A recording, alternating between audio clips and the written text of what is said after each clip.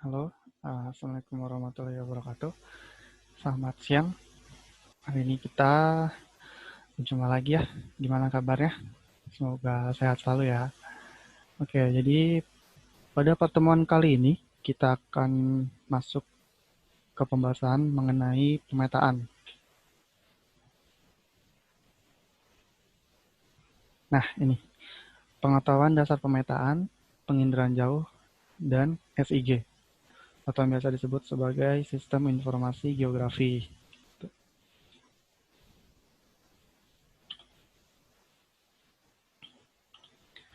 Nah, tapi pada pertemuan kali ini kita hanya akan membahas mengenai pengetahuan dasar pemetaan saja ya. Oke, apa itu peta? Peta dalam bahasa Inggris lazim disebut dengan istilah map yang berasal dari bahasa Yunani mapa yang artinya itu taplak meja. Peta merupakan gambaran keseluruhan atau sebagian permukaan bumi yang diperkecil dalam eh, bidang datar menggunakan skala tertentu melalui sistem proyeksi. Jadi itulah kenapa bangsa Yunani menggunakan istilah taplak meja sebagai map atau peta karena gambaran dari permukaan bumi itu ditaruh pada bidang yang datar seperti taplak meja. Karena taplak meja itu datar menurut bangsa Yunani gitu. Ilmu yang mempelajari tentang peta itu disebut kartografi. Lalu orang yang mempelajari, menguasai, membuat peta itu disebut dengan kartografer.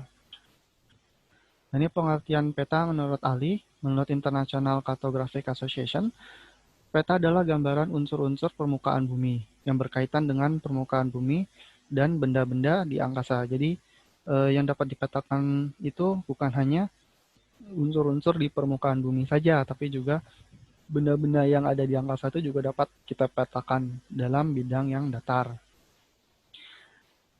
Lalu kemudian pada pengertian menurut Badan Koordinasi Survei dan Pemetaan Nasional atau Bakosurtanal, peta merupakan wahana bagi penyimpanan dan penyajian data kondisi lingkungan, merupakan sumber informasi bagi para perencana dan pengambilan keputusan pada tahapan dan tingkatan pembangunan. Jadi menurut Bakosurtanal ini, peta juga merupakan alat penyimpanan dan penyajian yang di kemudian hari itu dapat digunakan sebagai acuan pengambilan keputusan dalam tahap atau tingkatan pembangunan. Lalu menurut Sujosumarmo, peta adalah lukisan dengan tinta dari seluruh atau sebagian permukaan bumi yang diperkecil dengan perbandingan ukuran yang disebut dengan skala.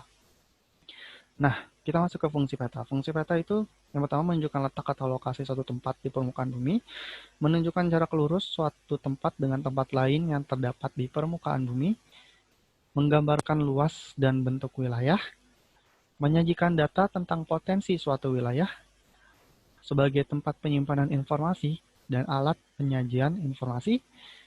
Lalu yang terakhir adalah sebagai sumber data yang dapat digunakan dalam berbagai perencanaan pembangunan. Lalu ketujuan pembuatan peta, yaitu pertama membantu suatu pekerjaan, misalnya konstruksi jalan, navigasi, dan perencanaannya. Kedua, analisis data spasial. Yang ketiga, penyimpanan informasi. Yang keempat, membantu dalam pembuatan suatu desain. Yang kelima, komunikasi informasi ke ruangan. Selanjutnya, masuk ke jenis-jenis peta. Jenis-jenis peta itu ada 5 ya, yang di ini. Itu berdasarkan bentuknya, berdasarkan sumbernya, berdasarkan keadaan objeknya, berdasarkan skala, lalu berdasarkan isi atau data.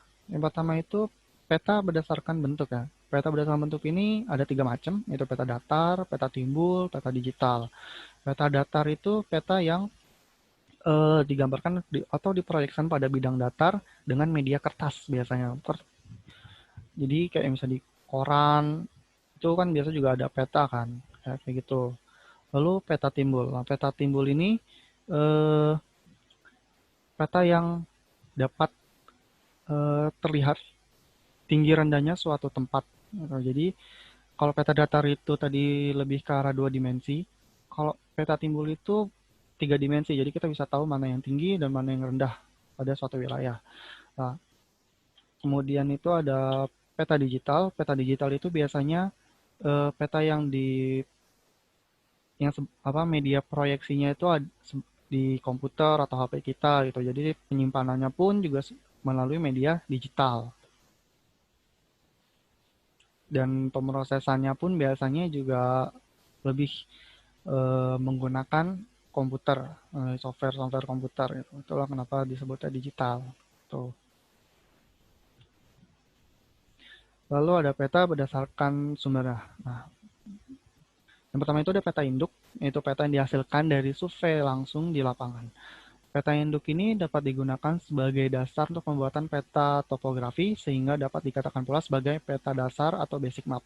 Peta dasar inilah yang dijadikan sebagai acuan dalam pembuatan peta-peta lainnya. Jadi peta induk ini kayak sebagai acuan atau pegangan utama jika kita ingin membuat peta-peta lainnya gitu. Nah, kemudian ada peta turunan. Peta turunan itu yaitu peta yang dibuat berdasarkan pada acuan peta yang sudah ada, sehingga tidak memerlukan survei langsung ke lapangan. Peta turunan ini tidak bisa digunakan sebagai peta dasar. Nah, kayak misal di peta induk tadi itu sudah terdiri dari peta iklim, peta geologi, lalu peta persebaran manusianya. Nah, pada peta turunan ini kita bisa membuat lagi masing-masing. Jadi yang eh, unsur-unsur yang sebelumnya sudah ada di peta induk tadi bisa kita pecah satu-satu. Jadi peta iklim sendiri, peta persebaran manusianya sendiri, peta geologinya juga sendiri gitu. Jadi kita nggak usah lagi untuk turun ke lapangan karena kita udah ada acuannya dari peta induk itu. Nah, peta berdasarkan keadaan objek. Peta berdasarkan keadaan objek ini ada dua, yaitu dinamis dan stasioner. Langsung aja kita ke contohnya ya. Nah, ini yang pertama ini peta dinamis. Peta dinamis itu peta yang biasanya berisi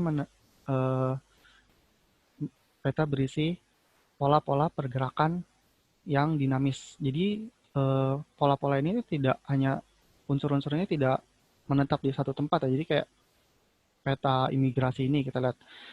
Jadi kita bisa mengetahui informasi apa yang ada di peta ini, yaitu eh, peta pergerakan imigrasi dari daerah asal ke tujuan gitu. Jadi pergerakan-pergerakannya. Jadi manusia-manusia ini terus bergerak gitu. Yang dapat kita ambil dari peta dinamis ini. Lalu kemudian ada peta stasioner. Peta stasioner ini peta yang tidak yang informasinya itu tidak berpindah-pindah gitu. Jadi tetap di situ saja. Walaupun dalam jangka waktu berapapun peta ini unsur informasi ini akan tetap di situ gitu. Jadi tidak perlu uh, survei-survei lagi gitu atau perlu dilihat lagi seperti peta dinamis gitu. Lalu kemudian peta berdasarkan skala. Yang pertama itu peta kadaster, peta besar, peta sedang, peta skala kecil, dan terakhir skala geografis. Yang pada skala kadaster itu 1:1 sampai 5.000, skala besar itu 5.000 sampai 250.000, skala sedang itu 250.000 sampai 500.000, skala kecil itu 500 sampai 1 juta, dan skala geografis itu lebih dari 1 juta gitu ya. Lalu selanjutnya ini peta kadaster itu biasanya disebut dengan peta teknik, itu rinci banget untuk keperluan tertentu biasanya digunakannya. Lalu skala besar untuk wilayah-wilayah yang relatif tidak luas seperti wilayah suatu kelurahan, kecamatan. Gitu. Nah, selanjutnya ada peta skala sedang digunakan untuk menggambarkan daerah yang lebih luas lagi. Jadi kayak misal kumpulan-kumpulan kelurahan, kecamatan, kumpulan-kumpulan itu bisa kita jadi satukan dan kita masuk ke peta skala sedang gitu. Lalu ke peta skala kecil menggambarkan daerah yang cukup luas, biasanya berupa wilayah provinsi dan negara. Lalu peta skala geografis yaitu yang digunakan menggambarkan peta dengan wilayah sangat luas seperti peta negara, peta benua, dan peta dunia. Nah, peta berdasarkan isinya itu ada dua, yaitu peta umum dan tematik. Biasanya peta umum itu menggambarkan kenampakan-kenampakan secara umum seperti gunung, sungai, jalan, lautan gitu. Itu biasanya menjadi satu dan itu umum. Nah, jika peta tematik itu biasanya hanya berisikan kenampakan-kenampakan tertentu saja, kayak misal peta cuaca saja, peta geologi saja, peta pola pergerakan saja gitu. Jadi peta tematik itu lebih spesifik. Nah, ini komponen peta kita bahas di pertemuan selanjutnya. Lalu eh, misal ada pertanyaan, apa bedanya kalau gitu peta dengan denah? Kalau peta itu eh, dia lebih detail. Dia juga terdiri dari skala, terdiri dari garis lintang dan bujur. Lalu untuk denah sendiri itu kebalikannya, dia tidak terdiri dari denah, tidak terdiri dari garis lintang dan bujur. Itu yang paling kelihatan. Nah, kalau denah itu juga kan penggunaannya juga eh, ya kita hanya basic banget. Kita kayak jalan, terus titik lokasi, sama kayak yang di undangan itu. Undangan itu kan pasti ada denah kan. Nah, kayak gitu. Kalau peta itu mencakup apa-apa aja yang ingin kita petakan, itu detail. Karena juga termasuk ada skala juga, ada garis lintangnya juga, itu yang utama. Tuh. Nah, terus juga misal ada pertanyaan lagi. Pada Nah, ini peta berdasarkan skala. Kenapa skala kadaster atau sangat besar itu tapi angkanya kecil gitu? Eh, nah, ini eh, skala skala sangat besar ini maksudnya itu lebih detail. Kita kita apa yang kita bisa lihat, kita dapatkan informasinya itu lebih banyak, dan itu perkalian rasionya dari tempat asli sampai jadi peta itu hanya diperkecil sebanyak 100 kali. Itu perumpamaan gampangnya ya. Itu hanya diperkecil sebanyak 100 kali. Nah, kalau skala kecil tapi angkanya besar, itu berarti dari wilayah tempat atau informasi aslinya itu diperkecil sebanyak 500.000 sampai 1 juta kali. Berarti itu jadi kecil banget. Informasi yang kita dapat pun juga skala tidak sebanyak pada peta dengan skala kadaster atau yang sangat besar itu gitu. Jadi itulah kenapa eh, skala yang sangat besar itu angka kecil, dan skala yang kecil itu angkanya tuh besar gitu. Jadi hati-hati ya kalau misalnya ada ujian kayak gitu, takut kekecoh. Dan juga ini nanti bisa dihafalkan juga angka-angkanya gitu ya. Oke, nah itu aja mungkin pertemuan untuk hari ini. Sampai segini dulu aja, nanti di selanjutnya baru kita masuk ke komponen peta. Nah, kalau misalnya ada yang mau ditanyain lagi, bisa ditanyain langsung aja, mungkin ke apa melalui Japri kakak gitu ya. Oke, ya, sekian dulu ya. Kalau ada yang kurang-kurang, mohon maaf gitu ya. Assalamualaikum warahmatullahi wabarakatuh. Dadah. Oh ya, sehat selalu ya, jaga kesehatan.